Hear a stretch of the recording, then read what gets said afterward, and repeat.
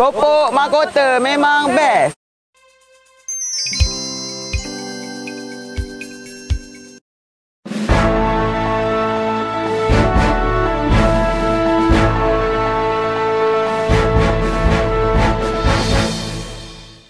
Kita tahu bahawa penjara ini adalah merupakan pusat untuk memulihkan banduan-banduan supaya mereka keluar nanti kalau masuk sebagai pencuri, tak keluar sebagai seorang perampak. Tetapi apa yang Menteri jawab tadi, saya telah merujuk kepada satu aduan yang pernah disiarkan pada tahun 23 Jun tahun 2011, bagaimana banduan yang masuk ke blok kuarantin tadi, mereka telah diarah berbogel bersama dengan 123 orang lagi banduan yang lain. Yang ini pada saya memberi satu impak yang agak trauma kepada banduan tadi. Mereka belum lagi diputuskan bersalah, baru di blok kuarantin untuk dibawa ke mahkamah, diletak di blok kuarantin. Dan saya juga nak bertanya kepada Menteri, apa jadi dengan syur dan laporan daripada Suhakam tahun 2012 yang memohon supaya pihak Suhakam boleh pergi kepada mana-mana tahanan yang ada di penjara tanpa notis kepada pihak penjara. Kalau Suhakam bagi notis dulu, lepas tu baru nak pergi, akan ada perkara yang akan disembunyikan. Dan juga pihak Suhakam mengikut laporan tahun 2012 menyebut bahawa mereka dihalang daripada mengambil gambar-gambar sebagai bukti untuk penyiasatan mereka.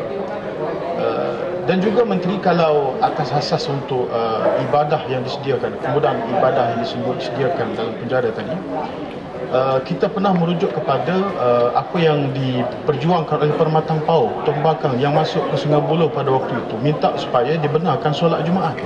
Dan sampai hari ini alhamdulillah di Sungai Buloh didirikan solat Jumaat dalam penjara. Jadi kalau di Perkala Cepa sampai ke hari ini kita tak dengar diadakan solat Jumaat, sedangkan solat Jumaat ini merupakan kefarduan bagi orang Islam lelaki walaupun mereka dalam penjara. Fatwa Negeri Perlis telah pun mengeluarkan fatwa dibolehkan untuk solat Jumaat dalam kawasan penjara dan tak perlu keluar dan tidak menjejas aspek keselamatan dan juga kebajikan banduan tadi. Jadi saya nak tanya kepada Menteri, apa alasan yang pihak kerajaan boleh bagi dengan tidak melaksanakan solat Jumaat dalam penjara Pengkalan Cepa dan juga dalam penjara di seluruh negara yang belum lagi mengadakan solat Jumaat. Sebenarnya bagaimana Tan Sri sebut tadi, soalan satu saja. Jadi ini dah ada 4 soalan. Soalan pertama berhubung dengan saranan yang dibuat oleh pihak Suruhanjaya, pembaikan polis dahulu supaya boleh melawat tempat itu, dan juga keperluan Suhakam untuk memasuki tempat-tempat tahanan. Ini sebenarnya Tan Sri kita dah ambil kira. Tetapi dalam masa yang sama kita juga mahu diberi notis sebaik mungkin, oleh kerana kalau kita tak bagi notis, mana pegawai tidak ada berada di sana, pegawai atasan tidak ada berada di sana untuk memberi penjelasan yang lanjut kepada pihak yang datang melawat. Bukan kita kata tak boleh. Suhakam sebenarnya dibolehkan melawat bila-bila masa saja. Jadi soalan yang kedua, soalan kemudahan-kemudahan untuk bersembahyang. Saya telah berbincang dengan kawan-kawan saya di penjara. Sebenarnya kita baru memohon sumber kewangan. Permohonan ini Tan Sri mengetahui dalam kerajaan, bukan hari ini kita mohon besok dia keluar.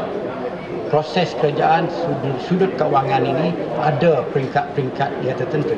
Tapi saya baru dimaklumkan bahawa sumber kewangan ini dah ada. Tapi itu pun prosesnya lagi, proses tender dan sebagainya, kontrak untuk memenuhi kehendak. Umpamanya dan dalam soalan asal yang Berhormat menyebutkan air untuk berwuduk hanya menggunakan baldi, tidak mencukupi 2 kolah ataupun 2 kolah kata orang biasa, iaitu 270 liter air diterjemahkan. Jadi ini dalam perangkaan perbaikan pulih di kawasan kuarantin. Dan satu lagi yang ditegur kali ialah terbuka, iaitu dia punya tandas terbuka. Tandas terbuka juga ini saya ambil kira oleh kerana keselamatan itu amat penting bagi mereka. Kerana mereka baru keluar daripada luar dan masuk ke dalam, kita tidak tahu siapa dijumpa semasa perjalanan ke mahkamah dan balik daripada mahkamah, ataupun masa penangkapan dan masa perjalanan itu. Dari rektum, dari mulut, dari perut, semua boleh keluar. Jadi inilah masalah yang dihadapi oleh pihak penjara. Jadi kita kena menerima hakikat. Jadi soalan mandi beramai-ramai yang berbogel ini, yang Muhammad saya akan ambil perhatian dan saya akan tanya dengan pegawai, minta penjelasan kenapa perkara ini kita laksanakan, yang mungkin saya setuju memalukan masyarakat. Kalau di England, saya duduk di London House Tan Sri semasa buat my bar di England. Kita dalam satu bilik tu ada 20, semua berbogel pun. Jadi itu tak masalah. Itu dia punya budaya. Tetapi budaya kita tak mahu yang kita menunjuk-nunjuk ni. Jadi dengan keadaan sekian yang hormat, apa yang disebut yang hormat tadi, insya-Allah saya akan ambil kira dan saya selidik sepenuhnya dan akan dimaklumkan pada seperti ini kepada yang hormat. Terima kasih.